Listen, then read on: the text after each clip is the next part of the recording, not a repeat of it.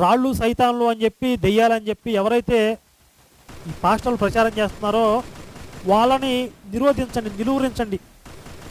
2, 3 మీ సంఘాల్లోనో మీ ఇంట్లోనో మీరు భజన చేసి ఇప్పటి వరకు ఎవరినైతే మోసం చేసి మత మార్పిడి చేశారో వల్ల వేస్తున్నారో అంతవరకు మీ పబ్బం మీరు గడుపుకోండి.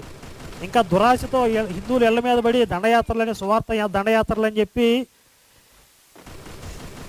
హిందువులు నెత్తి మీద ఈ బైబిల్ తెచ్చి రుద్దాలని చూస్తే, సరే బైబిల్లో ఏముందని చెప్పి పరిశీలించే హక్కు అందరికీ ఉంటుంది. భారత రాజ్యాంగం అని చెప్పి ప్రతి పదే చెప్తున్నారు కనుక భారత రాజ్యాంగం ప్రకారం అన్ని మత గ్రంథాలని పరిశీలించే హక్కు, పరిశీలించి అందులో ఉన్నటువంటి విషయాల్ని వెల్లడి చేసే హక్కు, నచ్చితే స్వీకరించే హక్కు, నచ్చకపోతే తిరస్కరించే హక్కు అందరికీ ఉంటుంది.